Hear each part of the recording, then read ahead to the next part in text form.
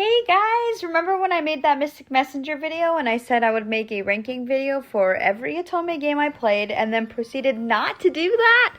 Yeah, well, sorry about that, but I'm here now to deliver on that promise. The second Otome game I ever played was Code Realize. Unlike Mystic Messenger, which can be found on mobile, Code Realize is a Nintendo Switch game. Due to this title being a console game, I was blown away by the jump in quality. Not that Mystic Messenger is terrible, the art is well drawn for the most part, and the story has a special place in my heart, but Code Realize's writing is next level. Code Realize is about a young girl named Cardia who's living in an abandoned mansion. The only memory she has is her father telling her to never leave the mansion and to never fall in love. He was referring to the curse she carries. Cardia's body contains a poison that makes anyone who touches her skin rot away and melt. One day, her solitude is interrupted by the royal guards breaking into her father's mansion. They capture her, but thankfully a suave thief named Arsène Lupin whisks her away. Lupin convinces her to stick with him on his crazy journey along with Abraham Van Helsing, Victor Frankenstein, Impey Barbicane, and Saint Germain joining as well. Yes, all the characters are named after literature characters and one historical figure because of course they are. Now let's get to ranking all the romantic roots in this steampunk-filled game. Number 5, Saint Germain. Like I mentioned in my Mystic Messenger video, Otome games tend to have at least one route that was made for the dark romance girlies. I'm just not that girly. I will say again, this is not to shame anyone for liking this type of romance. I get the appeal of experiencing dangerous relationships in fiction rather than reality. I just personally can't get myself immersed in that. Saint Germain is definitely the character they made to specifically cater to this audience. Before I get into the summary of Saint Germain's story for all of these characters, spoiler alert. Alright, now that I've gotten that out of the way, Saint Germain is a very rich count who's letting Cardia, Lupin, Abraham, and Victor use his mansion as their base of operations. He doesn't talk much about himself or why he's risking his reputation to let these wanted men stay in his home. It's revealed that Saint Germain is part of an organization called IDEA that keeps history on track for the survival of humanity. Cardia is labeled as a threat to human history, and Saint Germain is assigned to kill her. In the past, he has failed to protect history due to his soft nature. He's determined to never let that happen again, leaving Cardia in a dangerous situation. Ah yes, the return of both the rich mysterious man trope and the crazy cult member trope. I have in the past fallen for the rich man with a frozen heart type character. Juman Han, a similar character, was my favorite from Mystic Messenger, the previous Otome game I talked about. The problem is Saint Germain is like a mix of Juman Han and Ray, one of the characters I hated from Mystic Messenger.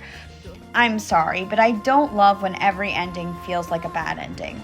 Whatever choices you make in every outcome, Saint Germain tries to kill and torture you multiple times before turning it around and realizing maybe IDEA are the bad guys.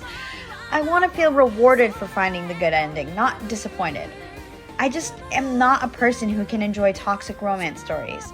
I'm a little sad about it because I love Saint Germain's character design. Specifically, his silver hair caught my eye. From first glance, I thought he was going to be my favorite. Once pulling back the curtain, I quickly realized he was never going to appeal to me. You dark romance fans can keep him. Number 4, Arsène Lupin. I know, it's crazy that I'm putting the poster boy so low. His route is what brings the entire story together. Sadly, for being a locked route, the romance of it didn't stand out. The actual plot is great, but for me, I play Otome games primarily to experience well-written romance. Arsène Lupin is a thief on a mission to find out who is behind an organization called Twilight, who has been carrying out terrorist attacks on London. He finds out Cardia and her father Isaac Beckford are connected.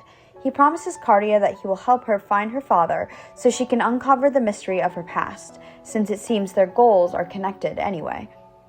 Lupin is the character that's advertised on the cover of the game. By just looking at him, he looks very handsome. In the prologue and everyone else's route, he's suave but kind. He's very easy to like, but his character never goes deeper than that. Since his route is locked until you go through everyone else, I was assuming his story was going to be a gut puncher. That didn't turn out to be the case for me. I mean, I like how Lupin's story wraps every plot thread up neatly, but the romance didn't really move me. His backstory is kind of sad, but Lupin as a person doesn't really grow or change after meeting Cardia. He stays the suave hero who saves her whenever she's in trouble. He's kind of a static character, not that impressive for a character the whole story has been building up. It's okay for a route to focus on the main character you play as, but for the romance to be believable, the MC and the love interest needs to affect each other and grow together. In the case of Arsène Lupin, Cardia's character goes through an amazing character arc, while Lupin feels left behind. The route is by no means bad, it's more boring. Sorry Lupin, but this is why you will stay at number 4. Number 3, Impy Barbicane. From here on out, these are the routes I absolutely love in this game. I just love some more than others. Sadly, I can't give everyone the number 1 spot. At first, Impy Barbicane comes off as a goof who wants to be a flirt but is absolutely terrible at it. Later, Cardia learns he's an incredibly intelligent inventor, as well as loving and loyal. He'd do anything to help Cardia and the rest of his friends. Impy has been looking for a stolen device he made so that one day he can make it to the moon.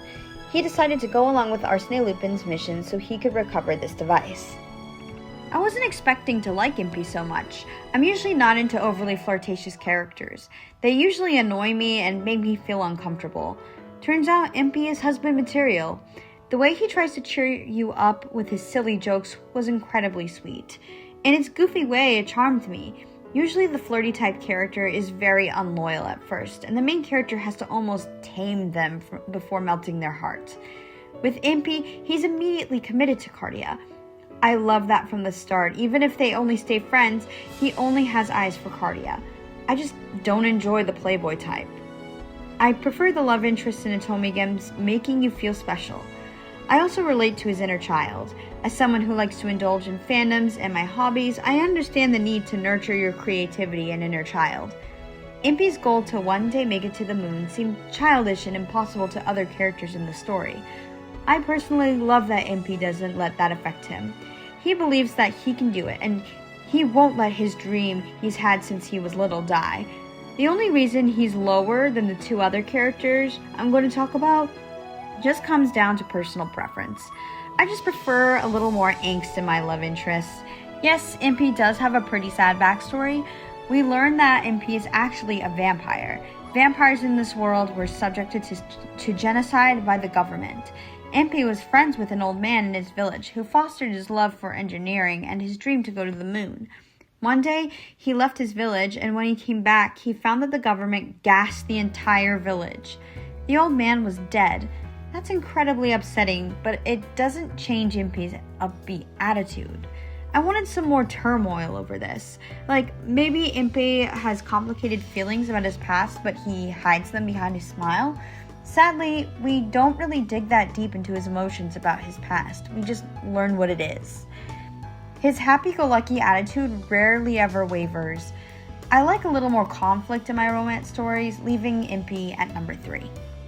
Number 2, Abraham Van Helsing. Ah yes, this route felt like it was made for me. It had some of my favorite story tropes of all time. Abraham Van Helsing is a famous vampire hunter that fought in the Vampire War. He's previously from the organization named Twilight. While he was a part of Twilight, he was known for being a human weapon. He had almost perfect combat ability. A vampire boy named Delacroix II wants to kill Abraham for murdering his father. Abraham promises he can kill him after he finds someone he previously thought dead. The first thing you need to know about me is I love a kudere. What's a kudere, you may ask? It's a character trope in anime that means someone who is cold at first, but once they warm up to you, they can be very sweet. I love how at first Abraham tries to push Cardia away. He believes he's a terrible person for participating in the vampire wars, and Cardia shouldn't get involved with someone like him. Cardia is determined to get to know him, and thus a juicy back and forth romance is born. This is the drama I'm looking for. Not too toxic, but still entertaining. I also love how Abraham's story points out how war poisons everyone. Abraham only joined Twilight to provide for his family, showing how the government takes advantage of young men, making them believe they're doing this for their families back home, so they can be safe and secure. Then Abraham has to actually become part of the Vampire Society on a mission to infiltrate and take them down. He soon learns that all the propaganda the government in Twilight has been spewing was a lie. The vampires were just people like anyone else. They weren't these evil creatures preying on humans. He tries to abort the mission, but the leader of Twilight, Finis, takes his family hostage and threatens to kill them if Abraham doesn't complete the mission.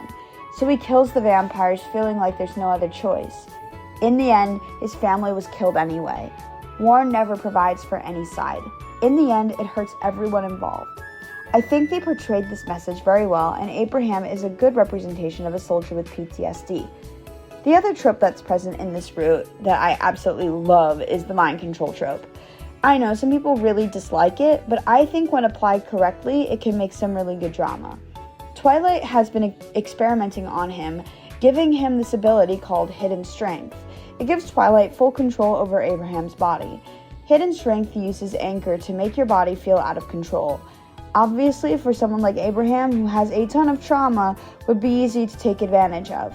Abraham is ordered to kill Cardia, but he overcomes his anger and regains control.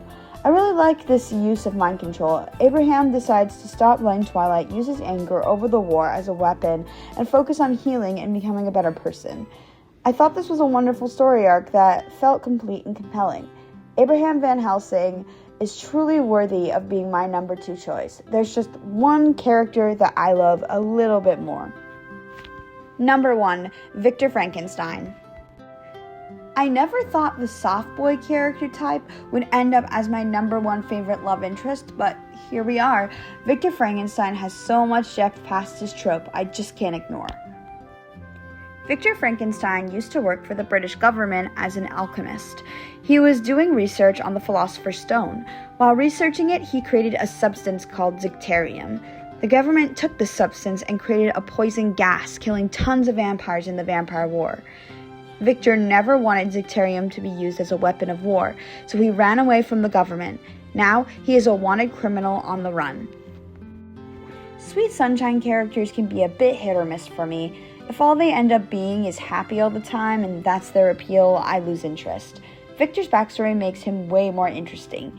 He's nice and smiles all the time because he's trying to make up for what he sees as atrocities he's responsible for. Sure, he didn't commit them himself, but he is responsible for supplying the weapon. It's so sad because he had the purest intention for his discovery and he was completely taken advantage of. Part of his character arc is learning to forgive himself. I appreciate that it's an homage to the original Victor Frankenstein. All these characters are named after characters in literature and people in history, but not all of them are close to their original counterparts. Both Victors just wanted to improve life with their research, but didn't consider the consequences. They end up fearing their own creations and having to claim responsibility for them. It's very well done in my opinion. Overall, I'm glad I played Code Realize as my first console Otome game. The overarching plot was compelling and really well written compared to the silliness of Mystic Messenger. Though, don't get me wrong, there is a special kind of unhinged vibe Mystic Messenger has that's very entertaining. There's only one character in this game that I just didn't enjoy. That's pretty good for an Otome game. Hopefully it won't take me as long to muster up the energy to make another one of these videos. In the next video, we will be returning to the mobile world of Otome games. Take your guesses now which one I played. Alright, see you guys later, and play more Otome games.